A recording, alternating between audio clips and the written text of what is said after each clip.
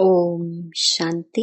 11 जुलाई 2025। मीठे बच्चे, पहले पहले सबको बाप का सही परिचय देकर गीता का भगवान सिद्ध करो, फिर तुम्हारा नाम बाला होगा। प्रश्न: तुम बच्चों ने चारों युगों में चक्कर लगाया है, उसकी रस्म भक्ति में चल रही है, वह कौन सी? उत्तर: तुमने चारों युगों में चक्कर लगाया, वह फिर सब शास्त्रों, चित्रों आदि को गाड़ी में रख चारों ओर परिक्रमा लगाते हैं, फिर घर में आकर सुला देते हैं। तुम ब्राह्मण, देवता, क्षत्रिय बनते। इस चक्कर के बदले उन्होंने परिक्रमा दिलाना शुरू किया है। यह भी रस्म है। ओम शांति। रूहानी बाप बैठ रूहानी बच्चों को समझाते हैं। जब कोई को समझाते हो तो पहले यह क्लियर कर दो कि बाप एक है। पूछना नहीं है कि बाप एक है व अनेक है, ऐसे तो फिर अनेक कह देंगे। कहना ही है बाप रचता, गॉड फादर एक है, वह सब आत्माओं का बाप है। पहले पहले ऐसे भी नहीं कहना चाहिए कि वह बिंदी है, इसमें फिर मूंज पड़ेंगे। पहले पहले तो यह अच्छी रीति समझाओ कि दो बाप हैं, लौकिक और पारलौकिक। लौकिक तो हरेक का होता ही है, लेकिन उनको कोई खुदा, कोई गॉड कहते हैं। है एक ही, सब एक को ही याद करते हैं। पहले पहले यह पक्का निश्चय कराओ कि फादर है स्वर्ग की रचना करने वाला। वह यहाँ आएंगे स्वर्ग का मालिक बनाने, जिसको शिव जयंती भी कहते हैं। यह भी तुम बच्चे जानते हो।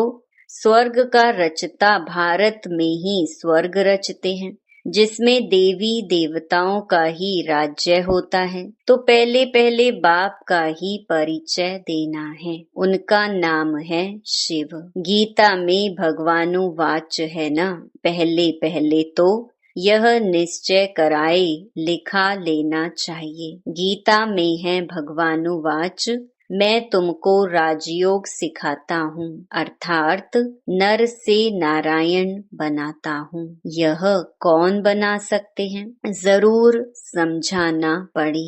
भगवान कौन है, फिर यह भी समझाना होता है। सतयुग में पहले नंबर में जो लक्ष्मी नारायण हैं, जरूर वही 84 जन्म लेते होंगे। पीछे और धर्म वाले आते हैं, उन्हों के इतने जन्म हो ना सके। पहले आने वालों के ही 84 जन्म होते हैं। सतयुग में तो कुछ सीखते नहीं हैं, जरूर संगम पर ही सीखते होंगे। तो पहले पहले बाप का परिचय देना है। जैसे आत्मा देखने में नहीं आती है, समझ सकते हैं, वैसे परमात्मा को भी देख नहीं सकते। बुद्धि से समझते हैं, वह हम आत्माओं का बाप है। उनको कहा जाता है परम आत्मा। वह सदैव पावन है। उनको आकर पतित दुनिया को पावन बनाना होता है। तो पहले बाप एक है, यह सिद्ध कर बताने से गीता का भगवान श्री कृष्ण नहीं है, वह भी सिद्ध हो जाएगा। तुम बच्चों को सिद्ध कर बताना है। एक बाप को ही ट्रुथ कहा जाता है। बाकी कर्म कांड व तीर्थ आदि की बातें सब भक्ति के शास्त्रों में हैं। ज्ञान में तो इनका कोई वर्णन ही नहीं है। यहाँ कोई शास्त्र नहीं। बाप आकर सारा राज समझाते हैं। पहले पहले तुम बच्चे इस बात पर जीत पाएंगे कि भगवान एक निराकार है, ना कि साकार। परमपिता परमात्मा शिव भगवानुवाच, ज्ञान का सागर, सबका बाप वह है। श्री कृष्ण तो सबका बाप हो नहीं सकता। वह किसी को कह नहीं सकता कि देह के सब धर्म छोड़ माँ मेकम याद करो। है बहुत सहज बात। परंतु मनुष्य शास्त्र आदि पढ़कर भक्ति में पक्के हो गए हैं। आजकल शास्त्रों आदि को गाड़ी में रख परिक्रमा देते हैं, चित्रों को, ग्रंथ को भी परिक्रमा दिलाते हैं, फिर घर ले आकर सुलाते हैं। अभी तुम बच्चे जानते हो, हम देवता से क्षत्रिय, वैश्य, शूद्र बनते हैं। यह चक्कर लगाते हैं। चक्कर के बदले वह फिर परिक्रमा दिलाकर घर में जाए रखते हैं। उन्हों का एक मुकर्रर दिन रहता है। जब परिक्रमा दिलाते हैं तो पहले पहले यह सिद्ध कर बताना है कि श्री कृष्ण भगवानुवाच नहीं, परंतु शिव भगवानुवाच है। शिव ही पुनर्जन्म रहित है। वह आते जरूर हैं, परंतु उनका दिव्य जन्म है। भागीरथ पर आकर सवार होते हैं, पतितों को आकर पावन बनाते हैं। रचता और रचना के आदि मध्य अंत का राज समझाते हैं, जो नॉलेज और कोई नहीं जानते हैं। बाप को आपे ही आकर अपना परिचय देना है। मुख्य बात है ही बाप के परिचय की। वही गीता का भगवान है। यह तुम सिद्ध कर बताएंगे तो तुम्हारा नाम बहुत बाला हो जाएगा। तो ऐसा पर्चा बनाकर उसमें चित्र आदि भी लगाकर फिर एरोप्लेन से गिराने चाहिए। बाप मुख्य मुख्य बातें समझाते रहते हैं। तुम्हारी मुख्य एक बात में जीत हुई तो बस तुमने जीत पाई। इसमें तुम्हारा नाम बहुत बाला हुआ है। इसमें कोई खिटपिट नहीं करेंगे। यह बड़ी क्लियर बात है। बाप कहते हैं, मैं सर्वव्यापी कैसे हो सकता हूँ? मैं तो आकर बच्चों को नॉलेज सुनाता हूँ। पुकारते भी हैं, आकर पावन बनाओ, रचता और रचना का ज्ञान सुनाओ। महिमा भी बाप की अलग, श्री कृष्ण की अलग है। ऐसे नहीं शिव बाबा आकर फिर श्री कृष्ण व नारायण बनते हैं, 84 जन्मों में आते हैं। नहीं, तुम्हारी बुद्धि सारी यह बातें समझाने में लगी रहनी चाहिए। मुख्य है ही गीता, भगवानुवाच है तो जरूर भगवान का मुख चाहिए ना। भगवान तो है निराकार। आत्मा मुख बिगर बोले कैसे? तब कहते हैं, मैं साधारण तन का आधार लेता हूँ। जो पहले लक्ष्मी नारायण बनते हैं वही 84 जन्म लेते लेते पिछाड़ी में आते हैं, तो फिर उनके ही तन में आते हैं। श्री कृष्ण के बहुत जन्मों के अंत में आते हैं। ऐसे ऐसे विचार सागर मंथन करो कि कैसे किसको समझाएं। एक ही बात से तुम्हारा नाम बाला हो जाएगा। रचता बाप का सबको मालूम पड़ जाएगा। फिर तुम्हारे पास बहुत आएंगे, तुमको बुलाएंगे कि यहाँ आकर भाषण करो।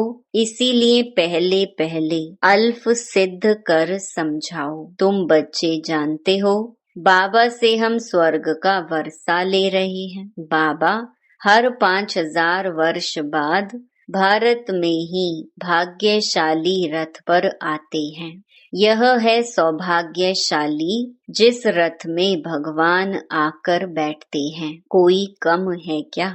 भगवान इनमें बैठ बच्चों को समझाते हैं कि मैं बहुत जन्मों के अंत में इसमें प्रवेश करता हूँ। श्री कृष्ण की आत्मा का रथ है ना, वह खुद श्री कृष्ण तो नहीं है, बहुत जन्मों के अंत का है।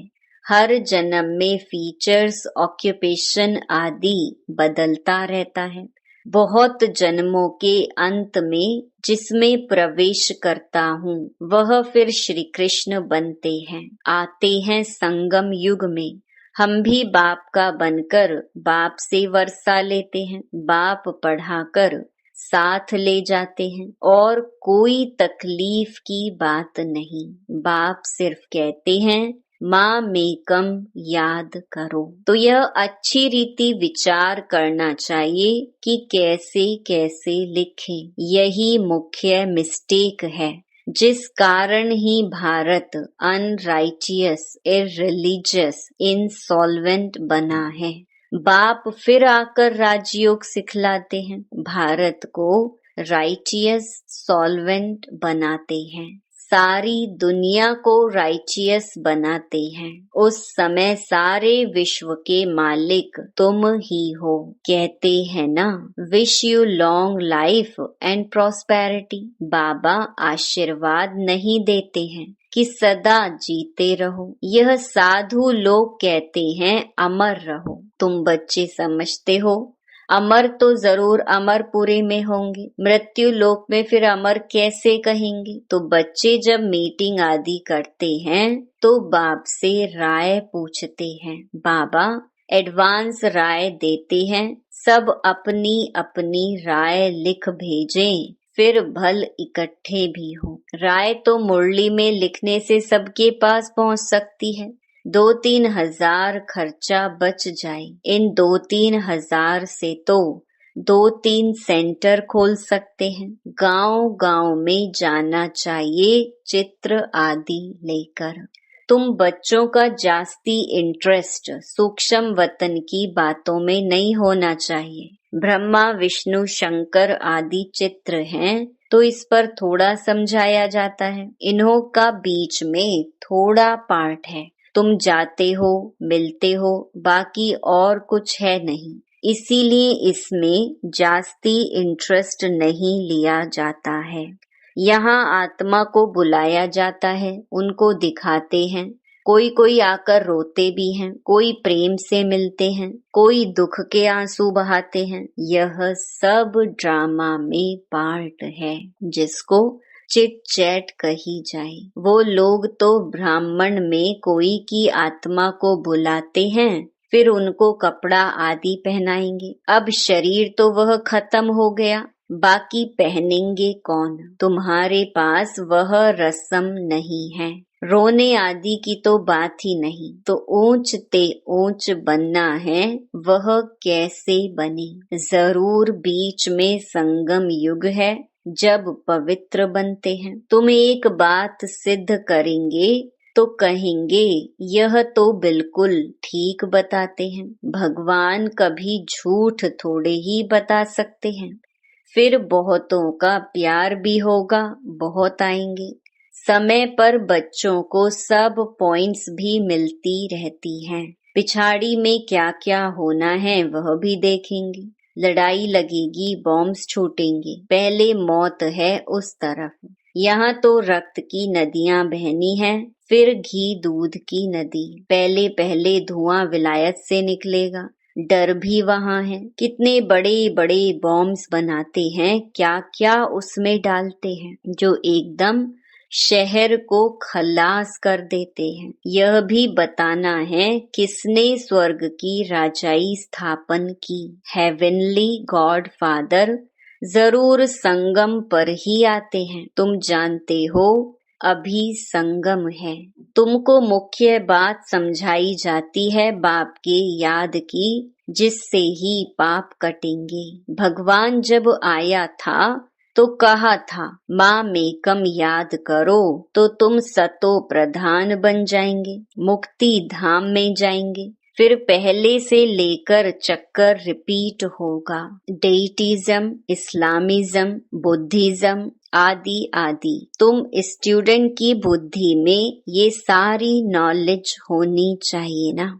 खुशी रहती है हम कितनी कमाई करते हैं। यह अमर कथा अमर बाबा तुमको सुनाते हैं। तुम्हारे अनेक नाम रख दिए हैं। मुख्य पहले पहले डेइटिज्म, फिर सबकी वृद्धि होते होते झाड़ बढ़ता जाता है। अनेकानेक धर्म, अनेक मतें हो जाती हैं। यह एक धर्म एक श्रीमत से स्थापन होता है, द्वैत की बात नहीं। यह रूहानी नॉलेज रूहानी बाप बैठ समझाते हैं।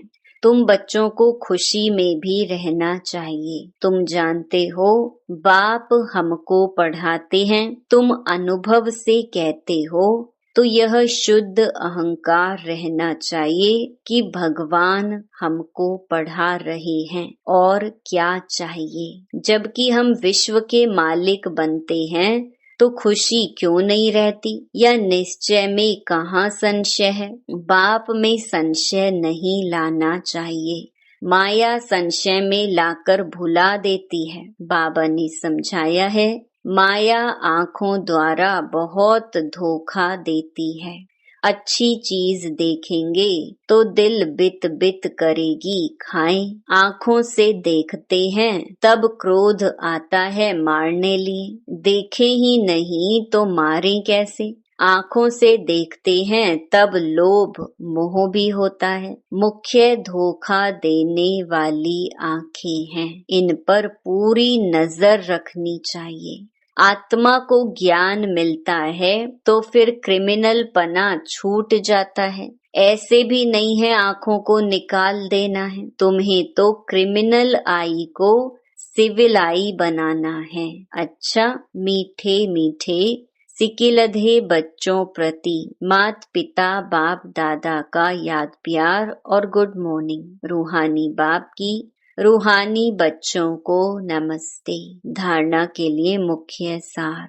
पहला, सदा इसी नशे व खुशी में रहना है कि हमको भगवान पढ़ाते हैं। किसी भी बात में संशय बुद्धि नहीं होना है। शुद्ध अहंकार रखना है। दूसरा, सूक्ष्म वतन की बातों में ज्यादा इंटरेस्ट नहीं रखना है। आत्मा को सतो प्रधान बनाने का पूरा पूरा पुरुषार्थ करना है। आपस में राय कर सबको बाप की सही पहचान देनी है। वरदान, पास विद ऑनर बनने के लिए पुरुषार्थ की गति तीव्र और ब्रेक पावरफुल रखने वाले यथार्थ योगी भव।